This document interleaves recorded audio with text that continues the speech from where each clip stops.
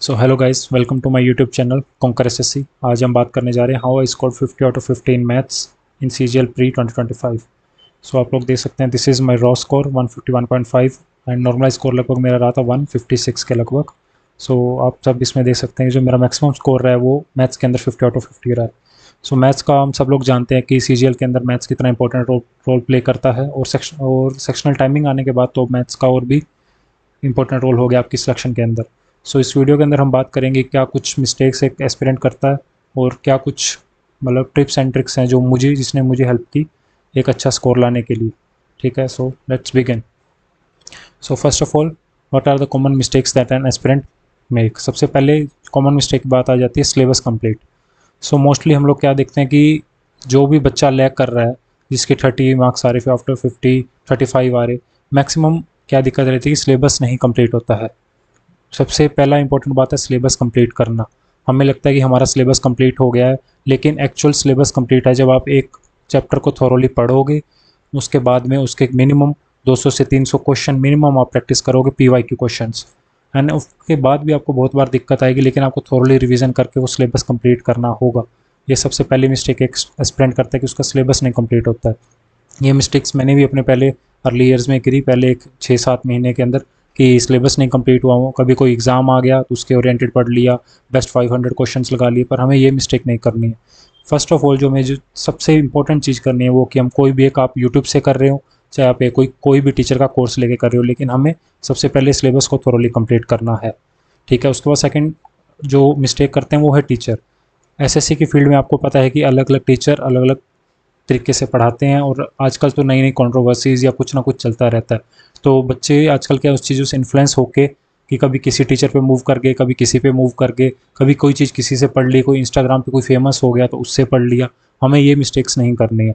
जो सबसे पहली चीज़ हमें जो करनी है वो है सिलेबस कंप्लीट, और सिलेबस कंप्लीट के लिए आपको सबसे पहले आप हफ्ता 10 दिन लगाइए, 2-4 टीचर पकड़िए मैथ्स के, उनको अच्छे से आप देखिए कि उनका स्टाइल ऑफ टीचिंग क्या है, क्या आप उनकी चीज़ों को ग्रैस्प कर पा रहे हो, नहीं कर पा रहे हो, ये चीज़ें बहुत ज़रूरी हो जाती हैं।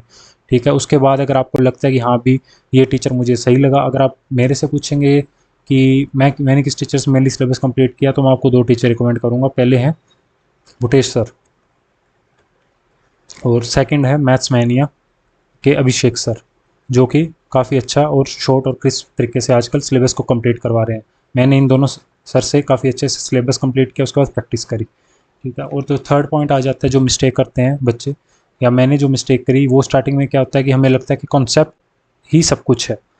ठीक है, ये नहीं है कि कंसेप्ट ज़रूरी नहीं है, लेकिन हम सिर्फ डिफरेंट डिफरेंट कंसेप्ट्स के बारे में, कई टीचर हैं जो आपको कहीं 10 साल में 5 साल में एक नया कंसेप्ट आ गया तो उसके बारे में पढ़ाते रहेंगे, तो हमें लगता रहता है कि शायद ये ही सबसे इंपॉर्टेंट है। हम उसके ऊपर फिर 10 क्वेश्चन लगा लिए, कोई नए तरीके से देख लिया, शॉर्ट मेथड देख लिया, नहीं। सबसे जो इंपॉर्टेंट आपको चीज़ है वो है प्रैक्टिस। जितनी इंपॉर्टेंट प्रैक्टिस है उतना कुछ भी इंपॉर्टेंट नहीं है। आप कंसेप्ट्स जो मेन कंसेप्ट्स है वो कंप्लीट करिए, लेकिन कंसेप्ट्स को कभी प्रैक्टिस से ऊपर नहीं रखना है। अगर आपने एक कंसेप्ट कंप्लीट किया है तो उसके आप अच्छे से क्वेश्चन लगाइए, और मेन जो सबसे इंपॉर्टेंट आपको एग्जाम के अंदर काम आएगा वो है प्रैक्टिस, प्रैक्टिस और प्रैक्टिस। आप जो कंसेप्ट हमारे लिए वही रेलिवेंट है जो अभी तक पीवाईक्यू क्वेश्चंस के अंदर पूछा जा रहा है, और वो भी मोस्ट रेलिवेंट वो है जो बार बार एसएससी पूछ रही है हमसे।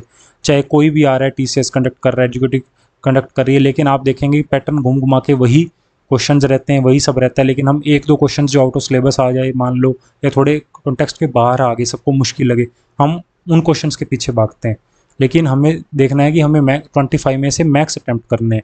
हमें कोई वो नहीं, अगर आप उस एक क्वेश्चन के पीछे भागोगे और वो उस टाइम नहीं बन पाया आपके एग्जाम के अंदर, तो आप 18 से 20 क्वेश्चन के ऊपर ही रह जाओगे, जो कि आपका स्कोर बहुत कम कर देगा। इससे अच्छा हमें ट्राई करना है हम कम से कम 23 से 24 क्वेश्चन कर पाएँ। तो उसके लिए क्या है कि हमें पीवाईक्यू के ऊपर प्रैक्टिस करनी है, उसके ऊपर हमारा जो बेस है उसको स्ट्रॉन्ग बनाना है। ठीक है, इस चीज़ का प्रॉपर ध्यान रखेंगे, सिर्फ हमें पीवाईक्यू बेस्ड प्रैक्टिस करनी है, वही चीज़ आपके काम आएगी और वही आपको सिलेक्शन दिलवाएगी।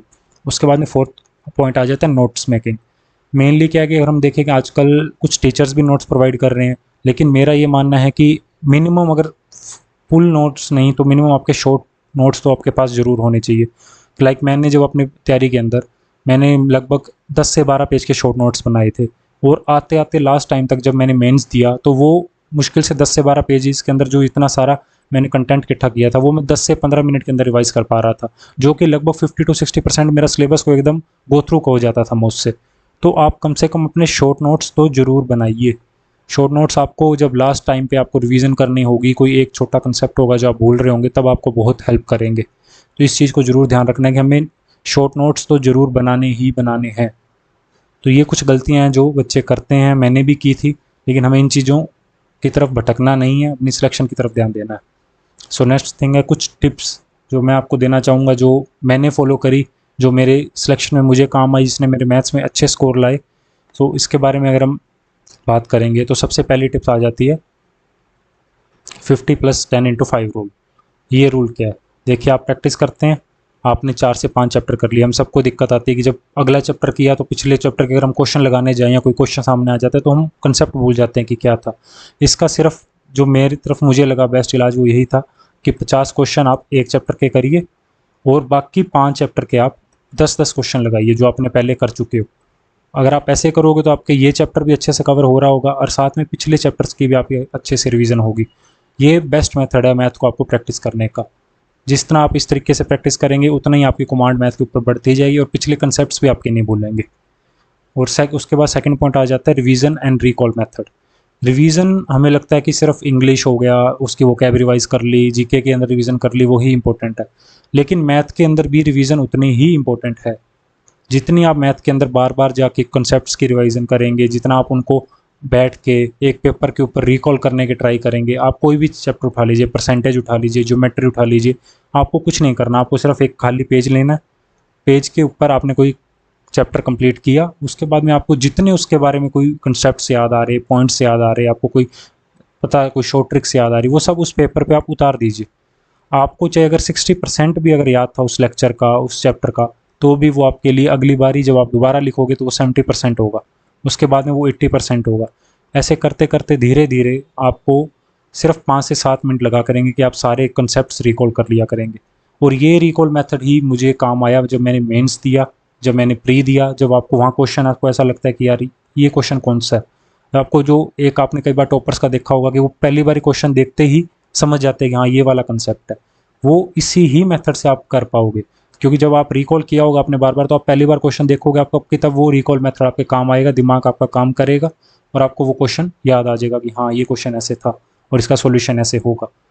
तो इसलिए रिवीजन और ये रिकॉल मेथड आप बार बार फॉलो करिए। जितना हो सके जो आप शॉर्ट नोट्स बनाएंगे उनकी रिवीजन करिए, जो चैप्टर कंप्लीट कर लिया उसके लिए एक बार कंसेप्ट्स को रिवाइज करिए, जितना हो सके उतनी रिवीजन करिए।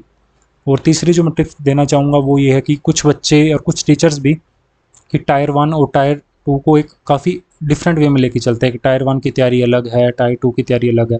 लेकिन आप देखोगे तो टायर 1 और टायर 2 के अंदर कुछ खासा डिफरेंस नहीं है। टायर 1 टायर 2 बिल्कुल सेम है, सिर्फ आपके 2 से 3 चैप्टर ऐड होते हैं और क्वेश्चंस वो भी ये नहीं है कि सब क्वेश्चंस का लेवल उठेगा। कोई 10 to 20%, 30% क्वेश्चन होते हैं जिनका लेवल अच्छा आता है।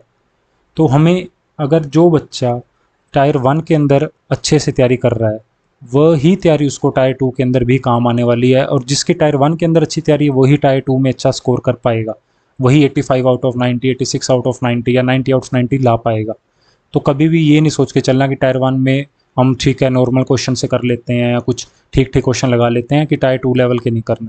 अगर आप किसी चैप्टर को कंप्लीट कर रहे हो तो उसको इतने अच्छे से कंप्लीट करो कि वो आपको सिलेक्शन तक वो चैप्टर आपके याद रहे, आपको तरीका उसका पता हो कि कैसे क्वेश्चन सॉल्व होंगे, कैसे मुश्किल क्वेश्चन के साथ डील करना है। क्योंकि अगर आपने स्टार्टिंग में मुश्किल क्वेश्चन अटैम्प्ट कर लिए तो एक तो आपकी स्पीड अच्छी बनेगी कि अगर आप इजी क्वेश्चन को आप जल्दी से रिकॉग्नाइज कर पाओगे और उसको जल्दी से जल्दी सोल्व कर पाओगे, जो कि आपको प्री में बहुत काम आने वाला है। जिस क्वेश्चन पे बाकी बच्चे 1.5 से 2 मिनट लगा रहे होंगे वो आप 1 मिनट के अंदर सोल्व कर दोगे, तो 1 मिनट आपको बहुत डिफरेंस क्रिएट करेगा। जिस क्वेश्चन पे बच्चे कैलकुलेशन की वजह से छोड़ देंगे, वो 1 मिनट आप उस क्वेश्चन पे यूज़ करके वहाँ से आप इजीली 2 नंबर ला सकते हो अपने लिए। तो हमेशा तैयारी स्टार्टिंग से हमें ऐसे लेके चलनी है कि हाँ भी हमें सिलेबस को कवर करना है, हमें सिलेबस के अकॉर्डिंग जो चैप्टर है उनके जो क्वेश्चंस बनते हैं हमें उनको कवर करना है। ना कि हम इस तरीके से तैयारी करनी है कि हाँ भी पहले टायर 1 के कुछ इजी मेन जो मॉडरेट क्वेश्चन आते हैं वो लगा लेते हैं, टायर 2 के बाद में देखेंगे, ये हमें कभी नहीं लेके चलना। हमेशा टायर 1 टायर 2 एक साथ चलेंगे और एक साथ इनकी तैयारी होगी। और जो फोर्थ पॉइंट आ जाता है वो है कि वीक चैप्टर्स। लाइक जब मैं तैयारी कर रहा था तो ज्योमेट्री मुझे काफ़ी मुश्किल लगती थी ये कभी कंसेप्ट भूल गया। ज्योमेट्री के काफ़ी आपको सबको काफ़ी बच्चों को मुश्किल लगती है, ज्योमेट्री के कंसेप्ट थोड़े डिफिकल्ट लगते हैं, कभी कुछ लगता है। लेकिन जो वीक चैप्टर्स हैं आपको एट द एंड जो एज दिलाएगा एग्ज़ाम के अंदर बाकियों से, या आपके खुद के प्रीवियस जो आपने फेल हुए हो कोई 5 नंबर से 10 नंबर से, वो आपके वीक चैप्टर्स ही दिलाएंगे। अगर हम किसी कंसेप्ट को छोड़ देते हैं कि नहीं ये तो मुश्किल है, मैं नहीं कर पाऊँगा, अगर कल को एक क्वेश्चन भी आ जाता है तो प्री के अंदर आप उसके 2 नंबर गए, आप वो 2 नंबर से पीछे हो चुके हो। और अगर मेंस के अंदर आता है तो 3 गए, और अगर आपने अटेम्प्ट किया तो नेगेटिव मार्किंग हिसाब से आप लगा सकते हो हिसाब कि आप काफ़ी पीछे चले जाते हो। तो कभी भी वीक चैप्टर्स को पीछे नहीं छोड़ना, आपको एक्स्ट्रा मेहनत लगानी पड़े। जहाँ अगर आपको 2 घंटे में बाकी कंसेप्ट हो जाते हैं, उसमें अगर आपको 5 घंटे लगें, 6 लगे, लेकिन बैठ के उसको ख़त्म करना ही करना है आपको। एक बार अच्छे से किसी टीचर से कंसेप्ट पढ़ो, अच्छे से उसके 100, 150, 300, 400 क्वेश्चन लगा दो, ताकि एक बार आपको दिक्कत आएगी, दूसरी बार जब दोबारा वही 100, 200 क्वेश्चन लगाओगे, मॉक के अंदर वो क्वेश्चन दिखेंगे, तो आपको अपने आप वो क्वेश्चन सोल्व होने लगेंगे। हाँ, कुछ टाइम ज़रूर लगेगा, आपको महीना लग सकता है, 1.5 महीने के बाद आपको वो अपनी इंप्रूवमेंट दिखने लगेगी परफॉर्मेंस में। लेकिन आपको लगातार वीक चैप्टर्स को कभी पीछे छोड़ के नहीं चलना है, उनको करते रहो जितना हो सके, साथ के साथ उनको हमें ख़त्म करना है। सो नेक्स्ट आ जाता है, वो है इम्पोर्टेंस ऑफ सेक्शनल मॉक्स। अब मैथ्स के अंदर जो सबको पता है कि सेक्शनल मॉक्स की इम्पोर्टेंस बहुत ज़्यादा हो जाती है, और सेक्शनल टाइमिंग आने के बाद तो और भी ज़्यादा है, क्योंकि आपको वहाँ पे सिर्फ और सिर्फ 15 मिनट मिलने वाले हैं और आपको 25 क्वेश्चन सॉल्व करने हैं। तो अगर हम ये सोचें कि हाँ सेक्शनल मॉक्स के बिना हमारा सिलेक्शन हो जाएगा, तो बहुत मुश्किल है जब तक आपकी प्रैक्टिस नहीं है। ऐसा नहीं है कि क्वेश्चन बहुत मुश्किल आने वाले हैं, आप 15 मिनट में उनको सोल्व नहीं कर सकते। आप खुद देखेंगे कुछ ऐसे बच्चे भी होंगे जो इस बार भी 50 आउट ऑफ 50 स्कोर करेंगे। वो कैसे स्कोर करेंगे? क्योंकि वो 15 मिनट का फियर उनके माइंड से जा चुका होगा। वो उन्होंने इतनी सेक्शनल मॉक्स लगा ली होंगे, 60, 70, 80 तक सेक्शनल मॉक्स उन्होंने लगा ली होंगे कि ये 15 मिनट वाला फियर उनके माइंड से चला गया होगा। उनका माइंड प्रिपेयर हो चुका होगा कि हमें कैसे रिएक्ट करना है, कि कोई मुश्किल क्वेश्चन आता है तो उसको कैसे स्किप करना है। ये सब चीज़ें आपको जो आर्ट ऑफ स्किपिंग कहा जाता है कि हाँ अभी क्वेश्चन देख के हमें लगता है कि नहीं इस पर टाइम नहीं ख़राब करना, ये आप लोग नॉर्मल किसी बुक से या कैसे प्रैक्टिस करके आप कभी नहीं सीख पाओगे। अगर आपको ये चीज़ें सीखनी है तो आपको सेक्शनल मॉक्स लगाने ही पड़ेंगे। इसलिए कहा जाता है कि जो सेक्शनल मॉक्स है वो ही सिलेक्शन तक आपको लेके जाते हैं। जितना आप सेक्शनल मॉक दोगे उतनी आपकी सिलेक्शन पक्की होगी, उतना ही आप एग्ज़ाम के अंदर अच्छा परफॉर्म कर पाओगे। आपका माइंड तभी ही इम्प्रूव होगा कि हाँ एग्ज़ाम के अंदर कैसे परफॉर्म करना है। उसके बाद कई बच्चों को आ जाता है कि हमारा अभी सिलेबस कंप्लीट नहीं हुआ, हमने सिर्फ 4 चैप्टर किए, 5 किए, हम कब सेक्शनल मॉक स्टार्ट कर सकते हैं? मैं अपनी तैयारी की बात बताऊँ तो आप सिर्फ अर्थमेटिक का कुछ पार्ट करो, कुछ एडवांस का, जितना भी आपका सिलेबस हुआ है 40%, 50% तक अगर आपका सिलेबस हो गया इतना 50-60%, आपके बेसिक कंसेप्ट थोड़े अच्छे बिल्ड हो गए हैं, तो आप सेक्शनल मॉक लगाने लग जाओ। इसमें आप जितना डिले करोगे, अगर आपके अब अच्छे स्कोर नहीं आएंगे, कुछ कंसेप्ट्स आपको आते नहीं होंगे, आपको मान लो 25 में से सिर्फ आप 15 क्वेश्चन अटैम्प्ट कर पा रहे हो, लेकिन वो 15 की प्रैक्टिस आपका माइंड अच्छे से कर पा रहा है, आप अच्छे से वहाँ, मेन जो चीज़ है हमें वो 15 मिनट बैठने की प्रैक्टिस करनी है कि उस 15 मिनट में मैं 25 के 25 क्वेश्चन देख तो पाऊंगा ना। उनको सॉल्व करने के बाद तो सारी बात की है कि आपके कंसेप्ट कितने अच्छे, आपकी प्रैक्टिस कितनी अच्छी। जो सबसे अच्छी बात जो आपको सेक्शनल मॉक सिखाएंगे वो है 15 मिनट के अंदर उस 25 क्वेश्चन को एक बार रीड आउट कर पाना, देख पाना, कि आप इतनी स्पीड अपनी बनाओ कि आप 25 क्वेश्चन लास्ट तक पहुंच पाओ। तो इसलिए जितना जल्दी हो सके सेक्शनल मॉक हमें स्टार्ट करने हैं, चाहे आप फुल मॉक लगा रहे, स्टिल डेली के 1 से 2 सेक्शनल मॉक आप मैथ के दीजिए। अगर आपका मैथ वीक है तो 3 से 4 तक दीजिए, क्योंकि सेक्शनल मॉक से ही आपकी जो प्रैक्टिस होगी वही आपको आगे दिखाएगी। क्योंकि बहुत बार होता है कि हम चैप्टर वाइज तो कर लेते हैं, लेकिन उसके बाद जब मिक्स प्रैक्टिस करते हैं तो हमें कंसेप्ट भूलने लग जाते हैं, टाइमिंग का इशू आने लग जाता है। तो वो जो सब चीज़ें दिक्कत आ रही हैं वो सॉल्व होंगी सिर्फ और सिर्फ सेक्शनल मॉक्स के थ्रू। तो जल्दी से जल्दी हमें सेक्शनल मॉक स्टार्ट करने हैं। उसके बाद है फ्रीक्वेंसी कितनी होनी चाहिए। फ्रीक्वेंसी डिपेंड करता है आपकी तैयारी के ऊपर। कुछ बच्चे होंगे रिपीटर, जिनका सब सिलेबस हो चुका है, पिछली बार सिलेक्शन ले चुके हैं, कोई मनचाही पोस्ट नहीं मिली इसलिए दोबारा इस बार आ रहे हैं। वो जितनी मर्जी जब उनका मन करे उतने वो लगा सकते हैं, क्योंकि वो उनके ऊपर उनकी एक अच्छी तैयारी है। वो चाहे अपनी उनको ना प्रैक्टिस करनी चैप्टर वाइज, वो डेली के चाहे 4 सेक्शन मॉक लगाए चाहे 2 लगाए, वो उनको अपनी तैयारी के बेस पे वो लगा सकते हैं। लेकिन जो बिगिनर है जिसने अभी 50-60% सिलेबस कंप्लीट किया है या अभी भी उसका पूरा सिलेबस कंप्लीट हुआ है, आप हफ्ते के अंदर आप डेली के मान के चलो कि आप शनि एतवार आप छोड़ दीजिए कि चलो आप लाइव मॉक्स आते हैं आप वो देते हो, आप उनकी एनालिसिस करते हो, सब करते हो। तो आप अगर बाकी जो 5 दिन है तो आप ये मान के चलो कि 5 दिन के अंदर आपको मिनिमम 10 सेक्शनल मॉक्स लगाने ही लगाने हैं। और सिर्फ लगाने की बात नहीं, आप उनको अच्छे से एनालिसिस करो, बैठो, देखो कि क्या गलतियां हुई, कुछ नए कंसेप्ट सीखो, एक अच्छी अपनी कॉपी बनाओ जिसमें कि आप सब कुछ जो आपके नए कंसेप्ट आते हैं उनको लिख पाओ कि हाँ ये नए कंसेप्ट थे, इनमें मुझे गलतियां हुई। अपनी जो आपको गलती पकड़ आती है उस चैप्टर पे वापस जाओ, उस क्वेश्चन को देखो कि कैसे सोल्व होगा, एक बार देख के कॉपी पे सोल्व करो, फिर बिना देखे एक बार सोल्व करो, अगली बार से वो क्वेश्चन आपका कभी भी गलत नहीं होगा। उसके बाद फोर्थ पॉइंट की बात करते हैं, क्या सिर्फ PYQ मॉक्स ही देने हैं हमें, क्या हम जो लाइव मॉक्स आते हैं ओली बोर्ड टेक्स्ट बुक जिनके खुद के सेक्शनल मॉक्स है क्या हम वो भी दे सकते हैं? अगर आप बिगिनर हो तो मैं आपको एडवाइस करूंगा कि आप अभी सिर्फ और सिर्फ PYQ मॉक्स पे ही फोकस करिए।